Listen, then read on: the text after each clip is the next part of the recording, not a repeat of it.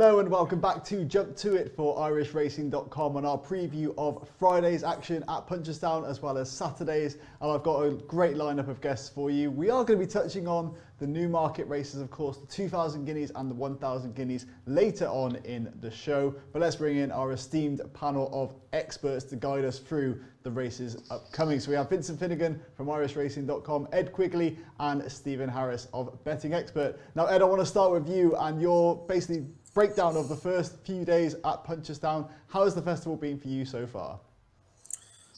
Well, as I said at the start of the week, I tread very carefully in this meeting. I've had a couple of bets who've pretty much still running now. I think it's fair to say Galvin, just didn't run any sort of race, did he really? And Hollow Games looked outpaced. I think Davey Russell said he just ran really flat, had enough for the season in the 3-mile novice. But other than that, been pretty quiet on the betting front. But yeah, I suppose that is the race which really is the standout, isn't it? That Punchestown Gold Cup. I mean, what a performance by Allaho. You know, beforehand, it was a who's who of Gold Cup winners, you know, King George winners, looked really trappy. Would Allaho stay back up the 3 miles? And he's actually run his rivals ragged by 14 lengths, hasn't he? So, for people like me, during Royal Ascot, who are, you know, compiling shortlists for next year's Ultimate Handicap and stuff, I mean, there's going to be a lot of thought here about what do you do with Allaho. It sounds like they're perhaps going to go the King George route, and then they'll make a decision afterwards. You know, would you be tempted to roll the dice over the 3 1/4 or come back to mop up a third Ryanair? All in all,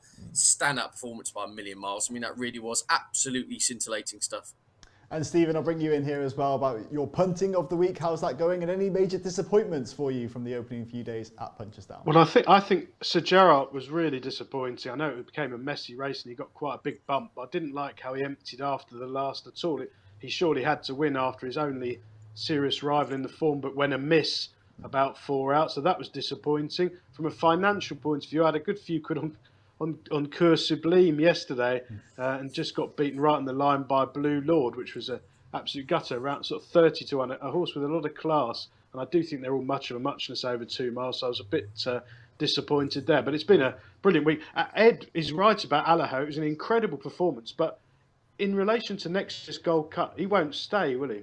I'm no doubt he won't stay the extra distance, especially if the ground's softer. I think on good ground round Punchestown, he was absolutely legless after the last against a lot of very basically disappointing horses who have already been beaten a furlong by A+ Stard. So Allaho will be one who's going to divide opinions next March, I suspect. Well, that's it. I mean, in behind Allaho as well. Yeah, obviously the pedigree of those horses that he beat was very high, but perhaps they kind of just beyond their peak now, the likes of Alboom Photo and Galvin perhaps as well. Vincent, I'll bring you in now for the Irish angle, of course, and just talk us through your reflections on the opening few days of the Punchestown Festival. Well, I think Allaho was the obvious star for me. I thought it was an unbelievable performance. He's done what he's done in those last 2 Ryanair chases. He did the same over an extra trip here. I thought it was a spectacular performance. I know that you can pick holes in the form, you always can with races, but the visual side of it is that it was an unbelievable performance. He put that race to bed so far from home. I thought it was brilliant. Overall in the week, the one that got me a little bit was the second race on the first day. Sir Gerhard, really disappointed with that. I wasn't happy personally with Paul Townend's ride. I don't think it may not have made a difference, but at the time I just felt he didn't need to get into a barging match with Jack Kennedy on Mighty Potter. I thought Jack Kennedy rode an absolutely amazing race on the horse. He moved up and closed the door on Paul Townend. A good bit from home. Paul Townend had a stable companion in front. I thought he should have just sat. Instead, he got into this barging match, which probably didn't help Sir Gerhard. May not have made ultimately the difference, but what got to me more so in the aftermath was anyone I met in Punchestown that day, they all said they'd back Mighty Potter. It was like Lebec a few years ago in Cheltenam. How they all picked that 20 to 1 chance, I don't. It looked a dead match in my book. But there were other ones during the week. We obviously were talking off air beforehand about Robbie Power is going to announce his retirement today. And he's been a fantastic servant for the industry all the way through. A brilliant guy, brilliant jockey, fantastic CV, winning Gold Cups and Grand Nationals. Like you go back to Silver Birch, he got Gordon Elliott on the map in the beginning back in 2007 when he won that. He's been fantastic with all the Jessica Harrington horses down the years, including Size and John was probably one of the special ones he rode there as well. So that was another one. And then yesterday, a mad thing is that Ballybocker Bridge winning the cross-country race at 15 years of age and then going to retire as well. So himself and Robbie Power both off the pasture now. But I thought that Ballybocker Bridge, there's a case for saying that's the horse's best performance it's ever put in. It had won from about 4 fences from home. It was all over at 15 years of age. I wonder what he could have done at 16. But it makes you wonder when you see a lot of these top-class horses, you'll see them retiring at 8, 9, 10, 11, like, you know, very few of them ever get to even 12 or 13. You'd wonder why when you see a horse like that can be so good even at 15 years of age. Well, Vincent, we're not getting closer to retirement with you yet. We don't want to be doing that. But I wanted to mention Robbie Power. No, not yet. Plenty of winners still in you, I'm sure. But we're going to move on to the opening Grade 1 race. We're going to talk about, of course, the Champion Hurdle. So Honeysuckle, the heavy odds-on favourite, of course. We're going to bake it Sweet 16, unbeaten. But we're here to talk about potential winners or potential winning bets. So Stephen, take us through perhaps an angle that you could look at going into this race. Well, I think Honeysuckle will probably win. I suspect she'll be ridden a lot more conservatively. She knows she's on a 6-to-1 on chance. I think you should probably play, if you're going to play, perhaps on the unders distances. I'm guessing, I don't know what tactics, but I think she'll sit still and quicken past them at the last. So I think you could back her to win by less than 5 lengths, which I think you'll probably get odds against or close to evens for that. And I think that's a very fair bet. And the other thing perhaps to look at, Joe, is the without market. And I thought they're all much of a muchness. Maybe Adagio might be the one. It's his sort of race. He likes finishing second, and maybe he'll finish second to Honeysuckle. The big positive with him, well, there's 2 positives. I think he'll like the better ground. It's good ground at Punchestown. It's probably on the faster side of good in truth by the time we get to the middle of the afternoon. And I think he'll like the better ground. And David Pipe is absolutely flying at the minute, which is not something you can always say, certainly over the last 5 years or so. But Adagio without, perhaps. And what about this Teahupoo? So obviously with Robbie Power's final ride. Ed, I'll bring you in actually on your thoughts on that horse. Potential for betting without Honeysuckle? Not for me. I mean, we can, and myself, I could be very guilty of it a lot of times, is pigeonholing horses in regards to underfoot and ground requirements. But, you know, Robbie Power, obviously we had him on board the Jump to It shows during the Cheltenam Festival, and he said the ground was just far too quick in the Champion Hurdle for Teahupoo, who's got a lot of form in softer, heavy ground. Well, if that was the case at Presbury Park last month, you could argue the grounds can be very similar here today. So, if you're using the ground as an excuse last time, it's got to be a worry, hasn't it? When you look through the peak efforts of Teahupoo all come in the end when the mud's absolutely flying. So, not for me. I slightly disagree with Stephen in terms of the tactics, because I don't see where the obvious pace is going to come from here. And I wonder whether it would be in Rachel Blackmore's best interest to turn this into a bit of a dash. Last year, she kind of sat just off the leaders and took it up 3 out and kind of turned the screw from a long way out and ran them ragged. I don't think the last thing she'd want would kind of be 5 in the line coming to 2 out for a mare we know stays 2.5. I don't know, could easily be wrong. There is a danger. That's the only danger to Honeysuckle, is this could turn into some kind of shenanigans, some tactical malice. We saw her boxed in on the rail, a bit like Sir Gerhard with nowhere to go, turning into the home straight. I have a feeling she'll sit handy and just look. We know she's a class act. We know Honeysuckle through and through, and turn the screw down the back straight and go from there. The one I thought could pick up the pieces here would be Echoes in Rain, who's a filly won really nicely the back end of last season. Clearly hasn't made the jump up in grade to what they thought she were. At the start of the season, they were hoping she could be Champion Hurdle prospect. But I don't know why they ran her over 2.5 at the festival last time out. She was far too keen, did not get home. Coming back to 2 miles, she just wants to strongly run 2 miles. It's the one thing she hasn't really had. I remember going back to a run, was it a 3-runner race behind Sharjah? Some ridiculous time, about 3 furlongs slower than standard, and she pulled the jockey's arms out. If they do go a good gallop and Honeysuckle toes them along, I think she'll be ridden quietly to drop the bit. I don't think she'll be ridden to take Honeysuckle on. I think she'll be ridden to pick up pieces. I think Connections will be absolutely chuffed if she could pass her rivals to stay on into second up the running. So, it's one you're going to try and have to invent angles in, isn't it, for a bet, if truth be told. I know Stephen might have a bit of a viewpoint on the distance betting and stuff, but for me, I think Honeysuckle wins easily, and I think Echoes in Rain will be ridden very quietly by Paul Town, and she'll come through with a bit of a burst at the end for second. But not with any great confidence, I must add. And Vincent, for you, anything to add? I mean, is there anything else we could say about Honeysuckle at this stage?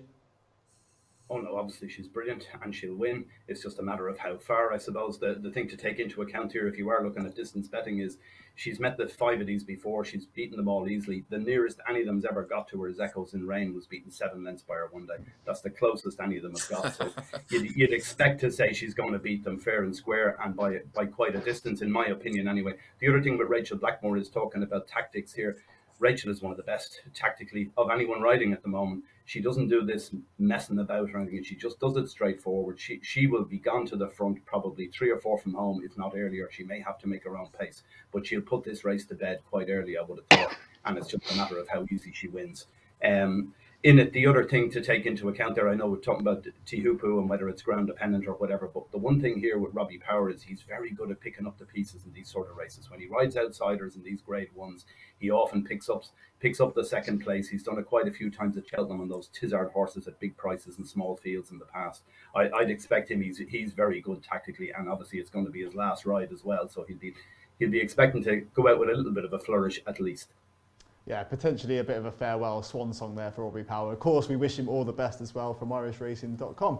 Now we're going to move on to a bit more of a competitive race. The other grade 1 on the card at Punchestown, the 6 o'clock, the champion hurdle, novice hurdle. So here with State Man, the favourite at this stage, 3 Stripe Life in there as well, Flame Bearer. But Ed, I know you like one at a little bit of a bigger price in this race, so just take us through what you're thinking going into this one. I thought at 6's Kilcrook to be 4th in here is perhaps a little bit forgotten. I think 3 Stripe Life sets a very good standard, but he's had a hard season. You know, he's done the Dublin Racing Festival, Cheltenam, Aintree. He's got miles on the clock. You know, we've talked about that kind of angle a lot. Not surprised if those types of horses bomb out. State Man, fascinating up in trip, but to me, I thought he looked like a horse of a turn of foot when he won at Cheltenam. So again, I thought that was interesting. But I thought Kilcrook has only run over the 2.5 miles once and ran deplorably, but clearly the horse just wasn't right on the occasion he was beaten over 2.5 at Leopardstown back in December. If you took that run off his CV, you would be sitting here going, crikey, this horse really needs 2.5 miles, if you see what I'm saying. And I just wonder, going up in trip, to be 6 to 1, I wonder if he's a little bit forgotten. He's 2 from 2 at Punchestown. He clearly loves this venue, and he wasn't disgraced. I mean, all horses came back in different postcodes, didn't they, behind Constitution Hill? Wouldn't say he was disgraced in 3rd. We'd like to perhaps see a little bit more from him, but I think that was a really hot race with John Mon et al. Mighty Potter, of course, was behind him on that occasion. He's come out, won a grade 1 since. I think that turned out to be a red-hot Supreme Novices. And I just think, up to 2.5 at a track he's unbeaten. I think, 6 to 1. I probably had him a couple of points shorter than that, personally, so he'll do for me. Great stuff. And Stephen, for you, any angles into this race that you're particularly looking at? I know your nap is actually coming up later in the show, but just take us through your breakdown of the race. Well, I thought that State Man was the one who could improve past them all. I was really taken it. Obviously, he was a preview evening horse. He went off 11 to 4 in a 300 runner county hurdle. He was really impressive. He was in the car park throughout, and I don't think he really came off the bridle. Now, that's a handicap form against horses who've been running in graded races. I can see Ed's argument about Kilcrook. I must admit, when I looked at this race, I was keen to be against Kilcrook, but I was sort of thinking he'd be 5 to 2, not 6 to 1. So my thoughts are that the market is probably over. The market has corrected itself so much now that the horse State Man I thought was the standout contender I wanted to be with, but I think you'll find better 5 to 4 chances than him. 3 Stripe Life has arguably got the best form. I mean, personally, I thought Kilcrook was disappointing at Cheltenham. He didn't jump particularly well, and he didn't settle, but he was miles off the pace in a very strongly run race, and I didn't like how he came up the hill at all. He was legless up the hill, so he could be a different proposition if he jumps better and settles, and obviously he's going to get good to firmish ground at Punchestown. That might help him as well over this trip at a track where he's won before, so I can see Ed's argument at 6 to 1. My first thought was I wanted to be on State Man, but the market has really corrected itself. So not potential for a reverse forecast there, chaps, or potentially? Well, you can't do much wrong. You just back everything Willie Mullins this week. I mean, it's just just mops everything up. So wouldn't be a shock, would it? Wouldn't be a shock. And Vincent, for you, any kind of angle into this race? Well, the first thing is I'd agree with the guys. I think State Man's too short at this stage. Obviously, he's potentially the best horse in the race. Clearly, on figures, I think 3 Stripe Life is. I was very impressed with 3 Stripe Life in Aintree. Obviously, he's been beaten by the likes of Mighty Potter before and Sir Gerhardt. but travelled supremely well in Aintree under Davy Russell. I thought it was a superb performance, had won at all stages that day. For me, I put him up as the value alternative to the favourite. The favourite as well is a half-brother to Statuaire, which is a filly that Willie Mullins has, and that clearly doesn't stay beyond 2 miles, in my opinion. And that's a pure 2-miler, whether Stateman looks to have loads of pace and loads of gears, so not certain the step up and trip is ideal either. The other thing to note here, not that it's you probably can't take these things literally, but if you go to the county hurdle, the horse that finished third, it was only beaten 3 lengths by Stateman, was Colonel Mustard, getting £4. Colonel Mustard has been 6 lengths behind Three Stripe Life previously. So Three Stripe Life is a definite contender here. The other one we haven't mentioned that definitely has a chance is Flame Bear. The one slight question mark here again is the trip, but Flame Bear has been a rapid improver in Ireland this season and is a very decent horse. Good stuff. Okay, let's go move on to the tips of the day, actually going into the Friday. So we've got our naps, our value angles and our long shots as well. So we're going to kick off with the naps. We've covered a few of them already on the show, but Stephen, take us through your nap of the day for today's action. Well, I've gone for Ellie May in the 450. She's gone to a really fair price now. I think a lot of people weren't that impressed by her at Cheltenam, but they weren't very positive, and she was very sticky over the first 4 fences and only really scrambled home in the end. I think she's a lot better than that, and I think on this sort of ground they'll be positive and make all the running. She's nudging evens when I last looked on the exchanges, and I think that's a very fair price. Lovely. And Ed, for you, your best bet of the day? Yeah, I've got into the handicaps in the 415. I was just shocked at the price. I can't believe, yeah, it is 12 to 1 floating around for Gevray for the Gordon Elliott Jack Kennedy combination horse. I went into my notebook after bolting up at Fairyhouse. The 2 times this horse has got up to this distance, he's won convincingly and has showed a lot of good form on a sound surface. Unexposed 6-year-old against, I wouldn't want to say dead wood, that's offensive, but there's a lot of horses in against him where you kind of know the time of day in regards to where they are in their handicapping ranks, if you like. I think this horse could easily still be on the upgrade at the age of 6. So yeah, Gevray for me, a double figure price. When I did the tissue for this race, before it was priced up, I had him as kind of 6 to 1 joint favourite. So either I'm massively wrong or the market is. Well, I suppose we'll find out at 4:15 this afternoon. We will indeed. All right, over to you, Vincent, for your nap of the day. Yeah, my nap of the day is in the first race. It's one of the Bishop's Court Cup, one of these Hunter Chase races. Alpha Mate of Peter Mars. Peter Marr is fantastic with horses in these races in Punchestown. You saw it with Ballybocker Bridge and the rest of it. Over the years, he's done terrific. This horse has won this race before, finished second in it twice before. He's got Barry O'Neill on it, which I think is a real positive in these sort of races. The favourite in the race is a horse called Undrothid Gorm of Sonny Carey trains it, and he's got a £7 claim an amateur on it. I think that's a negative here. I think Barry O'Neill has all the experience. I think Alpha Mate won't be far away and is definitely worth a bet. It's drifted out to about 3 to 1 at this stage, so it's definitely worth a bet, in my opinion. And look, potential value there, of course. So let's move on to our value bets of the day. So Stephen, take us through your first for Friday's action. Yeah, it's in the 6 o'clock. I've gone for Stateman. I must admit, it's trade descriptions act, isn't it? Value angle. When I was doing the tips, I thought it would be 2 to 1. And if I'm being honest, I'd want 2 to 1 to back him. I actually wouldn't be surprised if he did drift out later on. There'll definitely be a market for the 2nd, 3rd, and 4th in. So I think hold fire if you're going to back Stateman later on. But I do think he might improve past these horses. He's fresher than most at this stage of the season. And then, of course, Krill Croup being your value bet of the day. I don't think you need to recover what you said about that. I think that's a very valid choice. But Vincent, let's go over to you and take a look at your value bet for the day. Yeah, my value bet is actually a short price, but it's still value in my opinion. It's a horse called Valsalet. It runs in the 6:35, which is the Champion Hunter Chase. It's up against Billaway. And in my opinion, this horse will beat Billaway. So I think that's why it's the value. There's only 5 runners in the race. It looks a dead match. And Valsalet, trained by David Christie, is very, very good. They think the world of this horse. Barry O'Neill is on this again. And the other thing to take note of, Billaway, we know it won in Cheltenam, but that was over an extra quarter of a mile. If you go back to the Cheltenam race, the horse was going nowhere a quarter of a mile from home, was going nowhere at most stages, to be honest with you, Billaway in Cheltenam, and flew home up the hill to just get up on the line, literally on the last stride that got up. I think this race will be too short for it. I think Valsalet will win. Great stuff. All right, best of luck for your value bets. But now we're going to move on to our long shots. So Ed, I know you get a little bit excited when it comes to the bigger prices, but Stephen, take us through your long shot for Friday's action. Yeah, I thought one was a huge price in the 4:15. Standoff, who's run 4 times over fences so far, won a couple of them. This is his first start in handicaps, and I thought last time he was really eye-catching. He finished third, but they sort of steadied him at the start, and he was well out of his ground, picked up one pace from about 2 out, but I thought he shaped really well. And in a strongly run handicap like this on decent ground, I think 25 to 1's a really fair price. Lovely, a bit of an each way angle for punters that are looking for long shots. And speaking of long shots, Ed, take us away with your pick. Yeah, I normally get excited, Joe. I was actually really struggling for something at big prices on through the card. I kind of tentatively gone with Echoes and Rain here. Look, I don't think she wins the race at all. I'd probably look into the sub-markets with her. I think she's 11 to 2 without Honeysuckle, that type of angle, or play the forecast Honeysuckle for Echoes and Rain. All in all, I think Echoes and Rain will be ridden quietly to pick up pieces, get some prize money, and get her into second place. I don't think she'll kind of be gunned from the front and fall out the back of television as a result. So yeah, I think there'll be a few tactics on display there. But yeah, Echoes and Rain for me. If she finishes runner-up to the mighty Honeysuckle, I'll be chuffed. Lovely stuff. And Vincent, just to round up Friday's long shot, take it away with yours.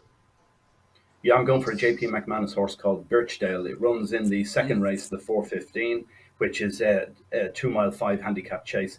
This horse bolted up at the Dublin Racing Festival, went off 9 to 2 favourite, won really easily. It's gone up £12 for that, but I think there's still a day in this. This horse, if you go back a couple of years, it started 6 to 1 to beat Manila Indo and Allaho in the Albert Bartlett. This was a fair horse going back in the day. Had disappeared for a while. It's still only 8 years of age. They claim 5 off it again today, despite going up to 12. The other thing to note here is, I'm not sure this is definitely the case, but it looks it to me, is they have Blue Sari, which is also in the McManus ownership, as top weight. It keeps the weights down for this horse, and also has, I think there's 3 horses out of the handicap at the bottom. So I think that's significant as well. I'd be surprised if this isn't involved. It's a 10 to 1 chance, definitely worth a bet. Lovely stuff. All right, well, let's move on, chaps, to Saturday's Grade 1 action. We're going to start off with the 350, so the Cornwall Kew Gardens Irish Mares Champion Hurdle. So, of course, Honeysuckle is now too good for this kind of race, but that's the market. We've got Epatante, the favourite. Tell Me Something Girl, of course, Rachel Blackmore, Henry de Bromhead at 11 to 2. Mary's Rock as well in there. So, Stephen, take us through your thoughts looking at this race. It should shape up to be a bit of a really interesting encounter, right? Yeah, well, I mean, instinctively, I'm not a huge admirer of Epatante. She's had physical issues in the past, a back problem or two. She has finished weakly. I mean, last time at Aintree, she was well backed and she was really impressive. And I suppose McFabulous has come out of that race and won since to frank it. But she has had a few tough races. She's been at Cheltenham, she's been at Aintree. I can't ever have her on my mind at a very short price, given her frailties and the fact that I didn't think she'd stay at all at Aintree, and she duly glided up. So I certainly couldn't back her at 5 to 4, though. So she's a horse I've got wrong. Of the others in the market, Marie's Rock won at Cheltenham under a brilliant ride, but I'm going to go with Mrs. Milner, who for me was very unlucky behind Marie's Rock. Got a negative ride, shuffled back a few times, made a few mistakes, but charged up the hill. And I think Mrs. Milner, ridden more positively, might reverse the form. Certainly, she's 7 to 1, 8 to 1. I think that's a very fair price each way. And Ed, over to you looking at this race as well. Would you be going against the favourite Epatante here? Oh, I don't know what to do here, Joe, to be honest with you. I mean, yeah, she's got lots in hand on figures, hasn't she? Upwards of £7, nearly a stone in hand over a few of these. But again, I just get nervous. You know, she's got to back up the Cheltenham and Aintree exertions. I totally agree with Stephen. I mean, I thought she'd fall in a hole over 2.5, even around Aintree. But I mean, it was an absolutely monstrous performance, wasn't it? I mean, she's pushing even money. Oh, look, I can't back anything really at that type of price at the Punchestown Festival with those kind of miles on the clock. I mean, I'm the forgiving type, Joe, but Tell Me Something Girl was my Cheltenham nap, and she was absolutely tanking coming down the back straight under Rachel Blackmore, wasn't she, in the Mayor's Hurdle until Paul Webber's mare Indefatigable fell and brought her down. Dropped my coffee at the time. But Tell Me Something Girl, I wouldn't be shocked if she put forward her best foot forward. The only thing was she was clearly really trained with Cheltenham in mind. She has had a little break since, and I suppose the flip side of coming down early was she didn't get involved in a real hard battle in the closing stages, so she could still have more to offer at the end of the season. All in all, a race I think is really trappy. I'll probably sit it out unless Tell Me Something Girl drifts to something like 7, 8 to 1. I may get involved then, but a race I'm happy just to sit and enjoy. Lovely stuff. All right, Vincent, as well, your view on this race. I mean, do you share the views of the guys, or have you got a different angle looking at it? Well, I think the favourite's pretty solid, Epatante. I think she's very good. She's won a champion hurdle. She's been runner up in champion hurdles. She was very good when stepped up in trip and entry. That looked an improved performance. It looked like that she wanted that all along, is the bottom line. So I don't think the trip is a problem here. I think she comes here in top form. She definitely is a worthy favourite, and probably a short price one at that. So looking at the rest of them, they're muchness now. The interesting thing for me is Willie Mullins runs 3 in it, and Paul Townend has picked Burning Victory, which is a bit of a surprise for me. I didn't think he'd ride her. The other one in here that they have, She Wears It Well. That took a heavy fall back at Christmas in Leopardstown. Hasn't reappeared since, but it went off favourite that day with the likes of Tell Me Something Girl in behind at bigger prices. So if you look at the odds this time, you're looking at Tell Me Something Girl at 5-1, and She Wears It All at more than double those figures. So maybe there's a little bit of value there. But the one I like is Stormy Ireland.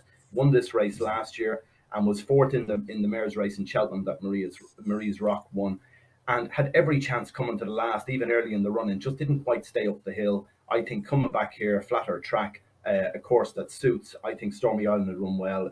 It's already been a bit of money for it in the early market. So I could see that going off a strong enough second favourite, in my opinion, and I think it definitely has a chance. It's one that I think might be a bit of value here and against the others, particularly as we've got 3 places with the 9 runners. Great stuff. All right, let's move on to the next grade one on the cards, of course, the 5 o'clock champion 4-year-old hurdle. Now, Vauban here will be the heavy odds-on favourite, but Vincent, I want to get your view actually on this race, and Phil Dorr, I know you've been bullish on him in the past, but yeah, take us through how you see this race shaping up. Yeah, I like Phil Dorr, but having said that, Phil Dorr was properly put in his box by Vauban the last day, and that's enough for me. I think Vauban's too good. I think Vauban is a worthy favourite, is extremely difficult to beat. I'll be shocked if Phil Dorr turns it around, but obviously it is end of season stuff. But at the same time, if they all turn up in their best form, which is what you have to presume when you're looking at these races, Vauban wins, Phil Dorr finishes second, and the other one of Willie Mullins is Ilete Tom. It's been beaten by Vauban twice and well beaten both times. It's still early days with that, but at the same time, it's probably not good enough at this stage. And Ed, for you, another one to kind of sit back and enjoy rather than kind of get involved with? Generally speaking, I think Vauban will probably win. I'd be massively against Phil Dorr on this ground at this track. I think the new course at Cheltenam, there was a little bit of cut in the ground on Gold Cup Day, but essentially I think he would be much happier in those circumstances than he will be here on rattling quick ground at Punchestown. I thought the third in here, Ilete Tom, could be the one to give his stablemate the most danger. Watch a replay of that Triumph Hurdle. He's still incredibly keen coming to like 2 out. I mean, he pulled Danny Mullins' arms out, and Danny's brilliant at settling a horse, and the horse was fiercely keen for well over a mile at that contest. As we said, 2 miles, 1 furlong, new course, tacky ground, back to, Punchestown, real drying ground, 2 miles. I think this more, how should we say, relative test of speed could be more to his liking. He's clearly got some gears, this individual. So Vauban, look, Vauban's Vauban, he wins. That's why he's 2's on. But I would probably be, I would have Ilete Tomp much closer to Phil Dorr in the betting, shall we say, for second in. And I wouldn't be shocked if he follows him home. And Phil Dorr, let's not forget, he has had a long, hard season. He seems to have been on the go every couple of weeks, it seems, and he's had some hard battles. So, yeah, Vauban to win for me. I'm probably playing the forecast angles, throughout some of these contests where you've got a short favourite. And, Vauban to beat Ilete Tomp would be my view on this. Lovely stuff. All right, well, let's move on to our tips for Saturday's action, starting off with the naps from the team. So, Stephen, take it away with your pick. You've kind of gone over that already, though. Yeah, in the 350, I'm keen to oppose Epatante, and I really like Mrs. Milner, probably each way around 8, 9, something like that. I think she's sure to give her running, and I think they'll be much more positive. Yeah, and Ed, over to you for your nap, please. Yeah, no prices yet, so shooting in the dark to some extent. But come Prond, Philip Hobbs sends his 1 runner over, Aidan Coleman on. This horse ran an absolute stormer in the Coral Cup at the Cheltenam Festival. Remember, on the day of the absolute, the deluge of the Amazonian swamps. This is a horse of all his best forms on good ground. He ran an absolute stormer to finish 4th there on ground he would have hated. I think conditions could be absolutely spot on for him. And bizarrely, If I'm not mistaken, I actually think the Irish handicap has dropped him £3 coming here for finishing fourth in the Coral Cup. So, again, something that doesn't quite add up to me. I thought, if anything, he should have been gone up in the weights for that run on ground, which was totally against him. Yeah, Cumprond, JP McManus, Hobbs and Coleman, I think are on an absolute crack, and that's in the 5:30. Yeah, well spotted there, Ed, with the weights and the handicapper, perhaps getting something wrong. Vincent, it's over to you for your nap for the day, please. Yeah, I'm going for another JP McManus horse here. It runs in the 4:25. It's a horse called Donkey Years, and the thing here is Donkey Years ran in Fairyhouse only a couple of weeks ago and tanked through the race. Looked a winner at every single stage, but just didn't quite do it in the end. They're sticking cheap pieces on this time. I think that will make enough of a difference. Just get the horse to concentrate on what the job is, and it'll get it done this time. That's what I'm hoping anyway. Another interesting thing here is JP McManus. He's the two top weights in this as well, keeping the weights down for the likes of this one. That's what I'm hoping anyway. I think this is a good chance. Mark Walsh on it, won't be far away. The way it travels in races, it'll definitely be a contender. Great stuff. All right, let's move on to our value picks as well for Saturday's card. So, Stephen, take it away with your pick, please. Well, yes, we haven't got any prices yet, but in the 5:30, I'm sure it'll be at least 12 to 1, 14 to 1. Adamantly chosen. It was slightly disappointing when in the 11th behind Banbridge at Cheltenham, but watching that run back, he was free, made a few mistakes, and never really got involved. I think he's a horse with plenty of pace, relatively speaking, so good to firm ground. I think will suit him. If he jumps better, I think he'll run really well at a big price. And what price do you think it actually should be at if you had your kind of bookmaker's hat? Well, probably sort of 8 or 10 to 1, something like that. It's going to be a huge field, very competitive race. So I definitely want double figures and look around for extra places as usual. Lovely. And Ed, your value pick of the day, please? Yeah, this is a horse who was priced up at double figures earlier in the week. It's Manila Escape, Henry de Bromhead, Shane Fitzgerald. That comes in the 4:25. Unexposed chaser. He does move right-handed at his obstacle, so obviously this track will suit. Ran an eye-catching race over 2.5 at Wexford last time out. Just got going too late to stay on into fourth there. Goes up to 3 miles for only the second time in his career. The one previous time he tried 3 miles, he was actually really banging contention until he fell 3 out. So I think the combination of his kind of unexposedness, if there's such a phrase, combined with going up to 3 miles on a right-handed track, they're ticks in the right boxes for me. I saw a bit of 11 to 1 when I last looked at the market, so I think he's a fair each way cop. Lovely stuff. And Vincent, for you, your value pick of the day? Yeah, I'm going against a couple of the guys' selections in the same race as them in the 5:30. I'm going for one of Noel Mead's called He's a Hardy Bloke. The horse ran very well in Fairyhouse only a week or two ago. When finishing 4th to Glan, staying on at the finish over 2 miles, this should suit, I think. And the other thing here is, while the horse has run in Cheltenham and Fairyhouse, it also ran at the Dublin Racing Festival. They're the only 3 runs this season, so it's been pretty lightly campaigned. It's only the 4th run of the season. I'd expect it to run its race, and if it does, it should be there or thereabouts at a nice price. Great stuff. All right, let's move on to our long shots as well then. Stephen, take us through your first, your long shot for Saturday, please. Again, I think this will be at least sort of 14 to 1, maybe 20 to 1. Dinny Lacey, who runs in the 4:25.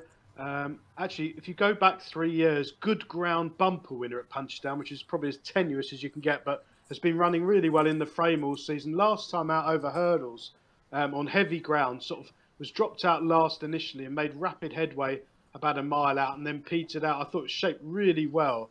Back over fences here, plenty of experience in the book. I think should give you a really good run for your money, and I think the better ground will suit. And Ed, for you, I think we had Manila Escape as your long shot, right? Yeah, I think I've got my values and my long shots all tongue twisted. Either way, tomato. Yeah, Manila Escape around 10, 11 to 1 would be my long shot. Ilete Tomp was the other horse which would fall into whichever category you want. I think he's a bit overlooked in the market. As I said, I think Phil Dorr is going to really struggle on that ground. Ilete Tomp looks all speed to me, or at least that's what he showed in the Triumph Hurdle when finishing 5th, and I think he can follow Vauban home. So yeah, Manila Escape, probably my long shot. My value call for the forecast play would be Ilete Tomp to follow home Vauban. Perfect. And Vincent, you got a big price selection for us as well for your long shot. Yeah, not a huge price, this Stormy Ireland, but I do think as an each-way play, it's definitely worth a bet against Epitante in the mare's race. Stormy Ireland is the one for me each way. Cracking stuff. All right, we're going to move disciplines now. We're going to go over to the flat and the first classic of the season, of course, at Newmarket, the 2000 Guineas. Now, this is a cracking race as well. So, Stephen, take us through How you're looking at the market so far? Native Trail, the obvious favourite, but who's in behind that could challenge? I do think Native Trail has got standout form claims, Ed. I'll be really disappointed if he's beaten.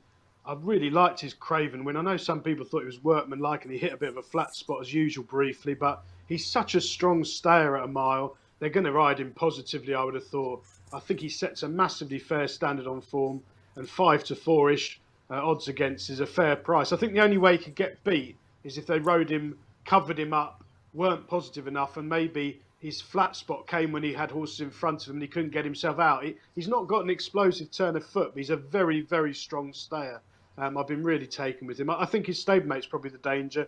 Caribus, who did a fantastic piece of work the other day, and it comes from a yard, and we know Charlie Appleby can do absolutely nothing wrong. I suspect there might be a few quiet ones in the market who won't be particularly strongly fancied. Aidan O'Brien, I don't think Point Lonsdale, who had plenty of racing as a 2-year-old, don't think the reports have been that upbeat about him. He's a double figure price. So I've gone for Native Trail. I think he's going to be very, very hard to beat. Yeah, and for you, Ed, as well, kind of any angles looking at the 2,000 guineas at this stage? Yeah, I thought Perfect Power was definitely of interest here. You know, a horse who won the Middle Park, inverted commas, all speed, stepped him up to 7 in the Greenham last time out, and there was no kind of chinks in his stamina there going up a furlong. You know, he just reproduced the same turn of foot at the end of 7 furlongs. Now, obviously, they're going up to a mile, so it's kind of putting more taxation on that stamina, but if the horse can reproduce that turn of foot, he's going to have no problem in terms of doing it on this ground. It's very similar ground to what he met last time out at Newbury. 12 to 1, I thought was definitely of interest as an each-way play here. Christophe Soumillon, you see his interview after, he's a little bit non-committal. He was almost saying, well, we're going for the Guineas because connections want to. I think he kind of feels 7 would be his ideal trip. He's going to be ridden with cover. He's going to get a big field, you know, so I'm not worried about the draw in 3 or whatever. He'll be dropped out racing the ambulance a la Jamie Spencer. And I'd imagine Christophe will try and come with a late rattle and utilise that turn of foot if others have kind of gone too hard up front and they start to fall in a hole. So all in all, yeah, look, Native Trail, standout form claims, a standout pick. But we've all had our fingers burnt in the past to back in even money shots in classics here. Not my modus operandi, but yeah, 12 to 1 for a horse who's a multiple Group 1 winner and who last time out, as I say, stepped up to 7, which with the big question mark was stamina, and to me looked very comfortable at 7. So I'll roll the dice at a double figure price that Perfect Power can be as effective over 1 mile. Of course, we'll be back on Monday to review the Guineas as well. But Vincent, just to get your view on the 2,000 Guineas at this stage, any kind of particular interest for you? Yeah, I have a little bit of interest here. The first thing to say is Native Trail. It's drawn 15, which some people might think is a negative or whatever, but it's not particularly. 2020 winner was drawn 15. The 2019 winner was drawn 17. So the draw isn't an issue here. Obviously, it's a straight track anyway. But having said that, the other thing to take into account, Native Trail is a worthy favourite in anyone's book. Very hard to see this horse beat. It probably won't be beat. It'll probably win. It's won twice here before, which is a definite positive as well. It's also had a run this season and won, so we know it's trained on, which can be an issue for a lot of these 2-year-olds turning into 3-year-olds when they haven't had a run. You just don't know what they're capable of or not. Looking at the Aidan O'Brien ones, you have this Luxembourg. It's unbeaten, admittedly, but it won a poor futurity last season. Its wins have been on soft ground, so that's a question. Having said that, it's trained by Aidan O'Brien, so you cannot rule it out. And in the same guys, that's what I would think about Point Lonsdale. I think this is worth a bet. It hasn't run this season yet, but it was unbeaten last season on its first 4 starts. The only defeat then was against Native Trail in the National Stakes at the Curragh. That day, this horse Point Lonsdale went off at 8 to 13 favourite to beat Native Trail. You're looking at 14 to 1 this time. Okay, there's 3.5 lengths in it that day, but the horse never travelled in that race in the Curragh. It was off the bridle from a very early stage. I don't think the horse gave its true running. I think it's better than that. It's got Frankie Dettori booked. I think it definitely has some sort of each way chance and maybe around 14 to 1. The other thing here is there's a horse called Idun that's going to be ridden by David Egan. It's a very unusual profile, this horse. It didn't run until December when it ran on the all-weather. Got beaten the first couple of times, but it was a very impressive winner over the course the last day, over a slightly longer trip. So if you're looking at one that'll be coming home strong, that Idun would maybe at a big price. Another Irish one here is Boundless Ocean of Jim Bulgers. Obviously, he won the race last year with Poetic Flair, but this one's not for me. It took 5 goes to win a maiden, so I wouldn't be expecting that to be involved at all. But it should be a cracking renewal as ever in the 2,000 guineas. And now we're going to move on for the fillies, the 1,000 guineas on Sunday. Now, Stephen, take us through the betting at this stage. I mean, do you think everything's kind of priced up as it should be in your view? Well, I mean, I don't know is the honest answer. I mean, this is a minefield of a race for punters. Aidan O'Brien probably holds the key to it, and he'll know whether they've trained on, how fit they are, what regard they're held in, whether they're going to stay a mile, and so will some of the hottest punters in the world. So you're looking at 3-1 the field at the moment, headed by the Cheveley Park winner, Tenebrism. Could easily be a 5 or 6-1 chance. The market could go many different ways. There's a very useful filly coming over from France, Mavalath, who's held in the highest regard and has attracted warm money in the last week. The one I like, who's now 25-1, is Andrew Balding's Sandrine, who is a filly with plenty of size and scope, is reportedly working very well at home. And Andrew Balding, who'd been quiet for a couple of weeks with a few of them needing a run, in the past fortnight has had 10 winners. He's absolutely flying. And Sandrine, as I say, is working very well at home. The question mark is probably the trip. All her form was up to 6 furlongs in 5 runs as a juvenile, but she looks like the sort of filly who'll appreciate a mile. As I say, she's open to loads more improvement and she goes on fast ground. So I'm not going to be having a huge bet in the race, but I'll have her winning at sort of 25-30 on the exchanges. Okay, I think that's fair enough. And you said as well before about the hottest punters in the world. I think I'll happily put you in that bracket, Stevens, based on your form. But Ed, over to you and your view on the 1,000 guineas, please. Yeah, cold ones over here, Joe. Yeah. Again, far less convincing on this race, to be honest with you. I think there's relatively more guesswork, but if my each way play, I probably will have a bet in this. I'm talking myself into rookie trainer James Ferguson's filly here, Mise en Scene, who was lastly bombing out in the Breeders' Cup, but put a line through that. Apparently, she just didn't take to the travelling at all, and everything that could have gone wrong did go wrong. She looked really smart on the first 2 starts over 7, including at Goodwood, where she needed every yard of 7 furlongs to get up on the line there. And then she went to the Fillies Mile against Inspiral. She was sent off 15-2. She's finished 4th, beaten only just over a couple of lengths by John Gosler's filly, who's obviously not made the gig here. But she got no luck in running at all. She kept getting gaps chopped and cut at the wrong time, and she was gaining on Inspiral if you watch the race back in the closing stages. I don't think she's a forlorn hope here for the aforementioned James Ferguson yard, who were absolutely flying.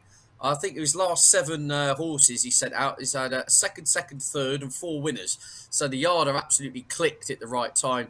And I do think with no kind of shenanigans, to say she wasn't a million miles over the course of distance here behind Inspiral, who was, an even money shot coming into this. And, yeah, with a clear run, I don't think she's out of the shake-up here. So, yeah, 14-1, Mise en Scene be my each-way selection. Cracking stuff. And, Vincent, do you have any angles going into the 1,000 guineas? Well, I think we've got a very strong Irish contingent coming over first. I'd be surprised if one or other of them doesn't win or certainly be involved here. You've got Jessica Harrington sends over our Moyglaire winner. Discoveries, she looked very good last season. On her maiden as well, she beat another horse that's in this called Tuesday by a short head. Tuesday only ran the once at 2. It's one of Aidan O'Brien's, but it won really well on reappearance the last day over this distance at Naas as well. So you know that is definitely in form, going well, and will stay the trip. So that's a definite plus for me as one that will be involved. The other Aidan O'Brien one, Tenebrism, was a Cheveley Park winner, but it's never raced beyond 6 furlongs. That would definitely be a question mark. Having said that, there's no better man to get these to stay the trip than Aidan O'Brien. He seems to be able to work wonders with these horses. And then Ger Lyons has one in a called Juncture. Was a decent enough 2-year-old, but had a truncated campaign. Didn't run since early in the summer. July, I think, was the last time it ran. And then it came out in Dundalk recently and absolutely bolted up. And I know that Ger Lyons thinks the world of this, very highly regarded. Always thought it was his best 2-year-old last season. So that has to come into it. Ger Lyons is a very good trainer. He'd love a classic winner in England, I'd imagine. So definitely given it its all. So I think the 4 Irish in it, those 4 particularly, have a definite chance of being involved. Great stuff. Well, as I say, we'll come back on Monday to review both day 4 and 5 of the Punchestown Festival, as well as the 1,000 and 2,000 guineas at Newmarket. But that wraps it up for today's edition of Jump To It. So thank you very much for watching, and also to Stephen Harris of bettingexpert.com, Ed Quigley and Vincent Finegan. We'll be back very soon. And of course, if you do place a bet on any of our selections, please do gamble responsibly, and we'll see you again very soon.